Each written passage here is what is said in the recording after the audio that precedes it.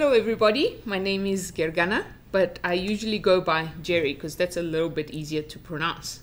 And I work for a company called BBD in the R&D department.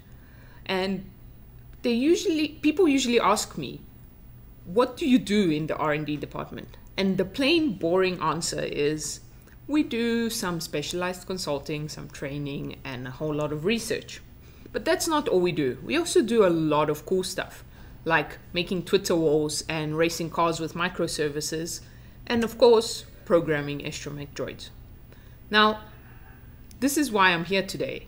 I want to talk to you about things, especially smart things. Because we are living in the future. I mean, think about it. How many smart devices do you have on you right now? How many smart devices are on this table right now? And that's not to mention the car key in my pocket, which probably has a stronger processor than a phone from the 90s. And that's not all, right? We don't have to stop there. We can make everything smart. Let me show you. I'm going to go to my Raspberry Pi over here and turn this thing on. Once I turn this on, anyone within 30 meters of me that currently has Bluetooth and location turned on will get a notification that looks something like this. Yep, there it is. Now what is this? I didn't tell anyone to install any apps. I didn't ask for a notification like this. Well, this is the physical web. I'm broadcasting this over Bluetooth, and anyone within 30 meters can see it. What does this mean? Well, if you have your Bluetooth location turned on and you have an Android device, you can see this notification. About a month ago, I could be just as obnoxious to our iPhone users as well. They could see a notification that looked something similar to this one. But the Chrome development team decided that this feature does not belong in Chrome, so they deprecated it. So the new versions of Chrome no longer have this feature. It's still natively supported in Android, but Chrome doesn't support it, which means that iPhone users now require an app before they can see notifications like this. There are a few reasons for this. Some of them include things like it doesn't belong in Chrome because it's a web browser. iPhone users don't actually really use Chrome. They prefer using Safari. And the ones that do use Chrome don't really know about this widget, so they never were seeing these notifications anyway. But one of the reasons I think this is happening is because of the fight between Apple and Google, the everlasting fight. iBeacon is an Apple product which was created for all devices to broadcast things over Bluetooth. It's supported natively on iOS, but requires an app for Android. The Eddystone beacon is a Google product which does the exact same thing, and it is supported natively on Android, but now requires an app for iOS. Makes sense. But enough about politics. What are these beacons? Well, Eddystone beacons can look pretty much like anything. They're quite small devices, and you can customize them to look like your company's logo or to be a sticker on a poster somewhere. And they're small Bluetooth low energy devices that have small batteries, different proximity ranges, and different battery life. And you can use them to broadcast these URLs. They use Bluetooth Low Energy or Bluetooth Smart because this is the newest Bluetooth technology at the moment, and it's what is supported on most common devices, as well as it being low energy, which means that a small battery in one of these beacons can last quite a few years. What do we use these for? Well, we can make everything smart. You can make your dog tag smart. So if your dog gets lost, someone can pick up a URL and find your information so they can return your dog to you. You can make bus stops smart. So in South Africa, we don't have a lot of buses, but for other countries around the world, it might work quite well. But you walk up to a bus stop, it pushes your URL, and you can see when the next bus is coming, where it's going to, and so on. Or posters. You can walk up to a movie poster and you don't have to look for that QR code scanning app anymore. I mean, you can now just get the URL from the poster and find out where to book the movie, what time it's starting. And that's not it. We can make everything smart. Let me give you a more practical example. In In BBD, we have vending machines. These vending machines work based on our access cards. You walk up to the vending machine, scan your access card, and get whatever you like, whether it be chips or cold drink or peanuts. But now, I don't know how other people's brains work, but for some reason, I tend to forget my access card at home at least once a week. And it's probably better for my health, but my colleagues are getting a little bit irritated with me whenever I ask them for their access card so I can get snacks.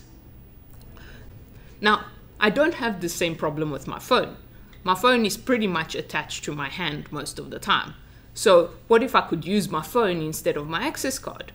Well, if there was a Bluetooth beacon on the vending machine, this beacon could push a URL to my phone, and I could open the website using my phone, pick my cold drink, and then that would send a notification back to a server. The server would then send a notification to the vending machine, and there we go, I would have my cold drink. That's pretty cool, right? The only thing here to note is that only that blue arrow is the physical web. The rest of it is normal web stuff, which means that this vending machine would have to know about the server. It would have to have some sort of connection to it so that it could receive the notification and give you your cold drink. But what if we could get rid of the server part? Well, another part of the physical web is something called Web Bluetooth. With Web Bluetooth, if we had a Bluetooth-enabled vending machine, now the beacon would push that URL again to the phone, but now the phone would be able to connect back to the Bluetooth vending machine using the website. And once you're connected to that website, you could pick your cold drink and the notification would get pushed straight back to the vending machine and you'd get your cold drink. That's great, right? Until recently, everything like this was limited to native apps. Bluetooth connections were limited to native apps. But now we as web developers have access to Bluetooth connections as well using this JavaScript API. Now, something a little bit more technical and advanced is how these Bluetooth devices communicate with each other. BLE, which is Bluetooth Low Energy, and GAT, the generic attribute profile. Now, I'm not going to go into too much detail on this because this could be a talk all on its own. So I'm just going to give you a little bit of details. The generic attribute profile is a hierarchical data structure which is exposed to Bluetooth Low Energy devices. It is specific and mandatory for all BLE devices, which means that every BLE device has to have a GAT profile. In that GAT profile, there are two things. There are services, which define the behavior of the Bluetooth device. So, for example, we would have a battery service or a heart rate service.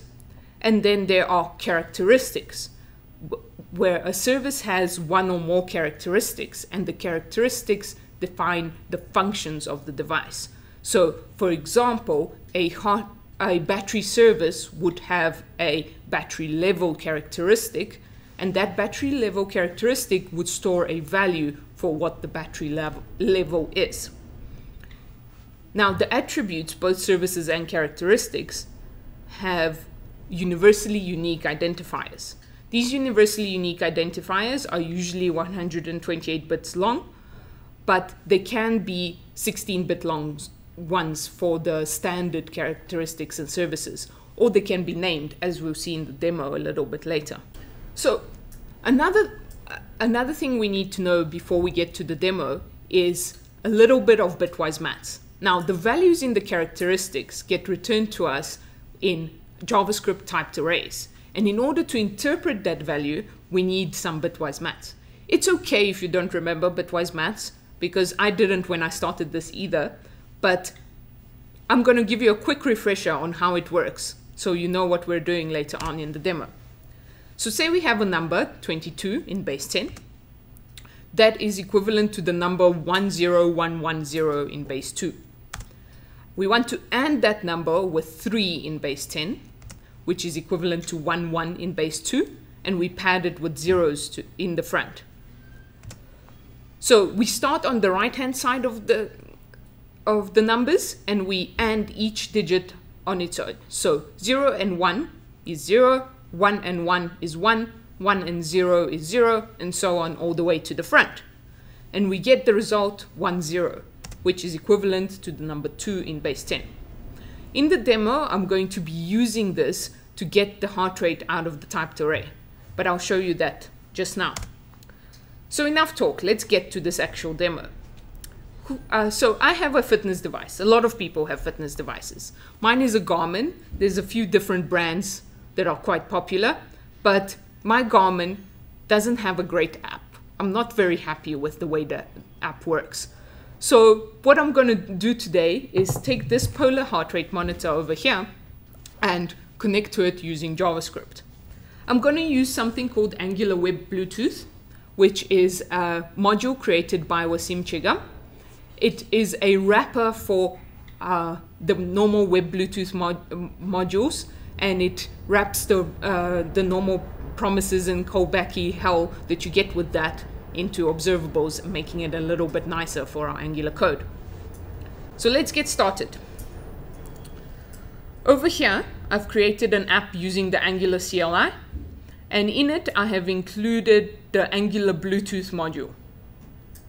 Now I've included it like this instead of using npm because I had to make some updates to it so that it would work with Angular 5, and I still haven't been brave enough to submit a pull request for that. I also have a little bit of CSS that I've created, but I'm not going to take you through that because it might take a little while. So let's get started with the actual coding. First thing we're going to do is in our app module, we're going to import Web Bluetooth. Add it to our imports at the top, and then add it to our actual module imports as well. Once we're done there, we're going to use the Angular CLI to create a new service called the heart rate service. Once that heart rate service is created, we're going to be adding some methods to it so that we could access certain features of the Bluetooth heart rate monitor. There we go, it's created. So let's open it up, and inside here, the first thing we're going to do is again import something out of Web Bluetooth called Bluetooth Core. We're going to delete the default constructor that comes with the service and create our own one, including some private fields. In our constructor, we are injecting Bluetooth Core, and we have a heart rate primary service, calling it by name instead of its UUID, which is heart rate, and then the heart rate characteristic that we're going to be looking for, which is the heart rate measurement. Now we're going to add a private method called pass heart rate.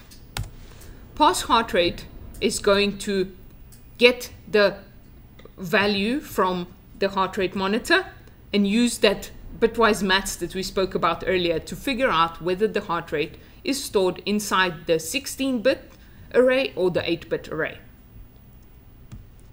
Our service is going to have 3 accessible methods. These 3 methods are going to be as follows. So the first is the getBLEDevice method. This method is going to check if we're currently connected to any BLE devices. We're going to use that in our component to figure out whether the Bluetooth monitor is connected or not. So we just call the getDevice observable. Stream values method is one of the very cool parts of Angular Web Bluetooth.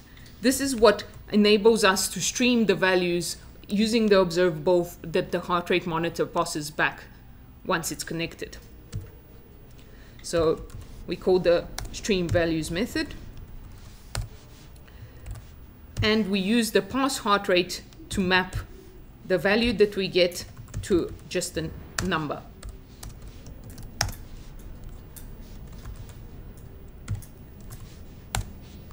I'm still getting used to typing and speaking at the same time. That's why every now and then I keep quiet. Then the last method is the most important one. This is the one that's going to do almost all of the work. This method here is going to connect to the device and get all of the data out of it. So what it does is, firstly, it does a discover. So it searches for any Bluetooth devices. Using this filters method, it searches for all heart rate primary services in the room or anywhere near us. Then using RxJS observables, it merges to the next observable, which gets the primary service, which we're using is heart rate primary service. Once we have the primary service, we get the primary characteristic we want to use, which is the heart rate characteristic we defined above. And once we have that characteristic, we can easily read the values out of it and pass it using our private method. That's it. That's our service done. Now we need to import it into our module and provide it in our providers.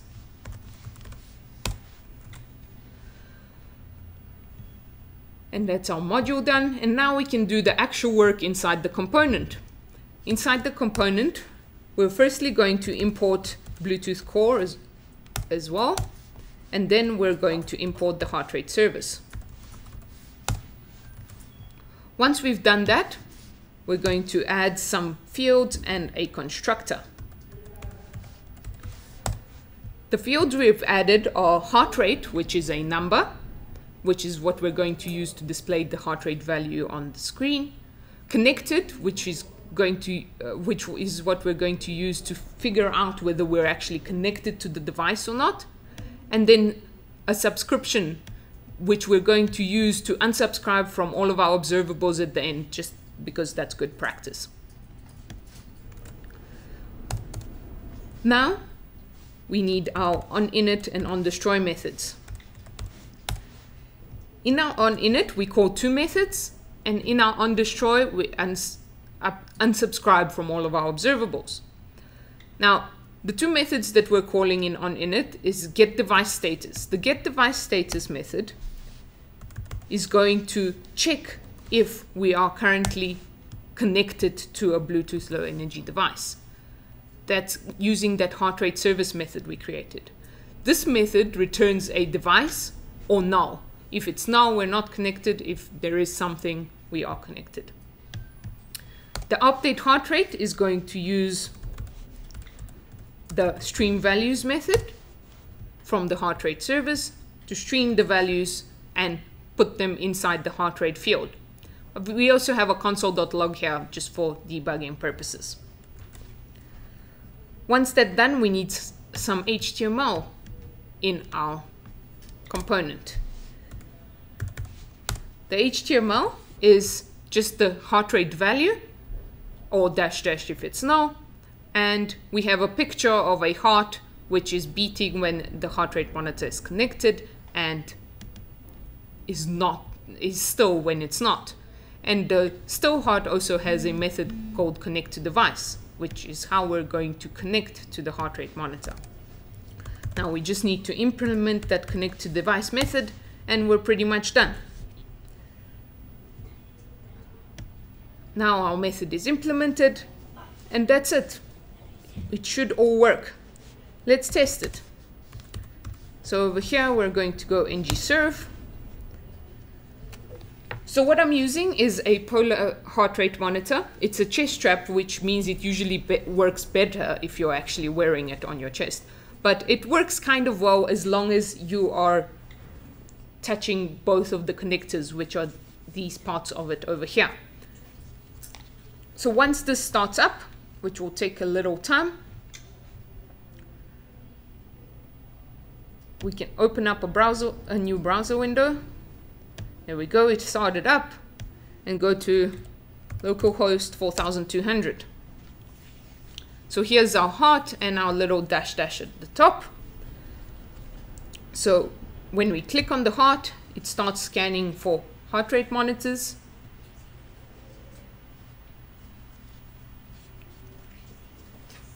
Scanning for heart rate monitors.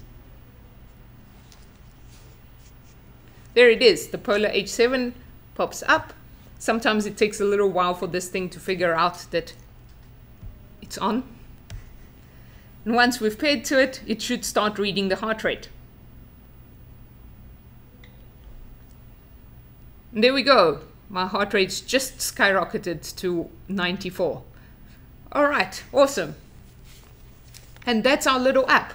And because we all know that JavaScript's really good at maths, right? We know that now that we have some sort of heart rate, we can do things like VO2 max calculations or calorie calculations or average heart rates. And we have our own little app. We no longer need to rely on the Garmin or Polar apps that they come with. That's our demo done. So all of this stuff is really cool for us as developers, especially for web developers, because we get to play with things we could never do before. But it is a little bit worrying, right? Because I'm obnoxiously pushing notifications to your phone without you wanting them. Or I'm connecting to Bluetooth devices without you knowing or wanting me to. And there are some things that they have done to make sure that we're protected from these things. So in terms of the beacons, we have something like a search engine in the results that they display.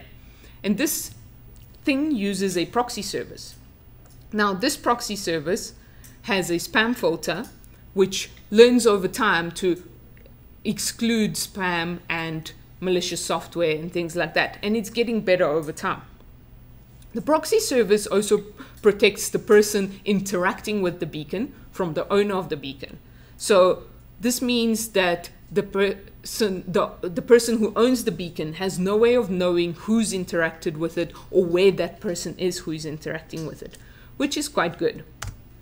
Then the physical web is just an extension of the web itself. So everything that comes with web security comes with the physical web as well. So broadcasting with a beacon has to be done over HTTPS.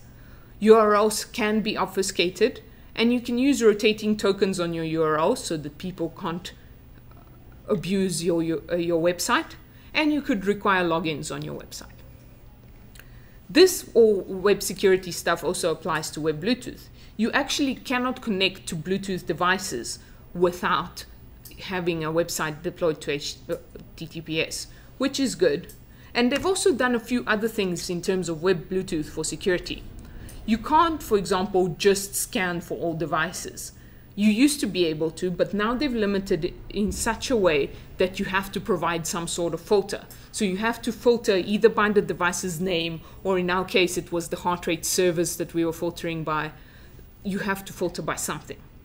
You can only connect to a simple device like a heart rate monitor once. So if your heart rate monitor is connected to your phone or your watch, I would not be able to connect to it from my website or my phone or my watch. And then there is the user interaction that's required. So you saw in the demo how we had to click on the heart in order to initiate the scan, which means that if you go to a website, it can't suddenly connect to all of your Bluetooth devices and start controlling them, which is pretty good. The where and the how. Well, how do we do this? And where do we do this? In South Africa especially, these Bluetooth beacons tend to be a little bit expensive. So you can broadcast without a beacon. You can use an Android device with an app called a Beacon Toy to broadcast URLs. You can also use the PyBeacon Python library on Linux, which is what I was using on this Raspberry Pi over here to broadcast my URL. Then on Windows and Mac, you can use the Eddystone Beacon NPM module. On Windows, you have to uninstall the default Bluetooth drivers that come with the device that you have, and usually reinstall different ones in order to get it to work. And on Mac, it was working great until last week Friday, where it suddenly stopped after I updated my High Sierra to the latest version. And that's when panic set in, because I had no idea what was going on, but I made a different plan. Anyway, what about support for web Bluetooth? Well, on Linux, you have to be on kernel 3.19 or higher with Blues installed 5.41 or higher. On Mac OS, you need to have Yosemite or later. On Windows, about 3 or 4 months ago when I started this research, it wasn't supported on Windows at all. But then recently it was released for Windows 8.1 or later, but some of the features still don't work on 8.1. So it's safer to just go from 10 onwards. Android is Android 6 or later, which is Android Marshmallow. And iOS does not have official support yet. Now the keywords here are official and yet. There's no official support because you don't get it in Chrome or Safari, but you do get it in a browser that you can get on the App Store called Web Bluetooth Browser. And then it's yet because, as with Windows, it wasn't supported a few months ago, but now it is. They are actively working on getting it done. If you have any questions, feel free to contact me on Twitter or on my GitHub account, where all of these links will be available.